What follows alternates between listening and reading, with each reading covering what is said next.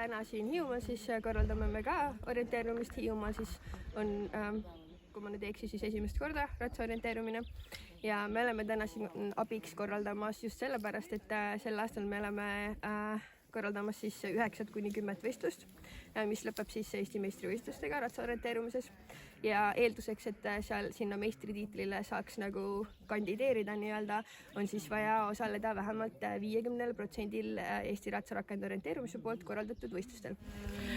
No natukene närvis, aga rohkem põnevil, eks ju? Rohkem on põnevustunnet. Hiiumaa on meile selline armastutav koht, aga siin ei ole kunagi ühelgi võistlusel osalenud hobustega ja saime kohalikud hobused ja oleme väga elevil. Et kas me ikkagi saame päris hästi aru, kuhu on vaja minna?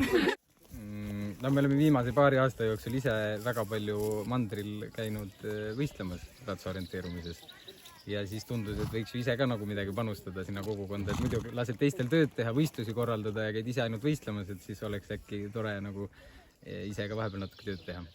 Meil on ju praegu aprillikuu lõpp, et nii-öelda maainimesel ja loomakasvatajal on see ju aasta kõige kiirem aeg, kus need 24 tundi, mis ööpäevas on, nendest on ikka väga vähe.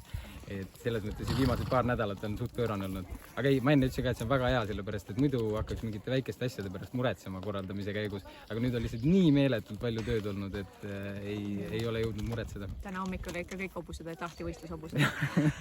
Hommikul läksime Karjamaale, mõtlesime, et nüüd on nagu paras aeg hobuseid peale laadima hakata ja avastasime, et aga neid hobuseid ei ole. Meil on väga palju abilisi olnud, et me eriti tahame tänada Keidit Muhumaalt Tihuse talust, kes on meil siin praegu peakohtunikuks ja kes on ilma temata seda niikuinii ei oleks saanud teha. Ta tegi väga palju asju ikkagi, et meile mõtlesime, me pool seal peal vaata, kes tulevad, siis ühel pool on meil ja teisel pool. Ja meil on palju inimesi, kes esimest korda orienteerub. Siin on see, et vähemalt 3 suunda on sellist, kuhu ära iksida ei saa, et meri tuleb vastu. See on ka väga kindlasti oluline. 5, 4, 3, 2, 1 ja võite minna.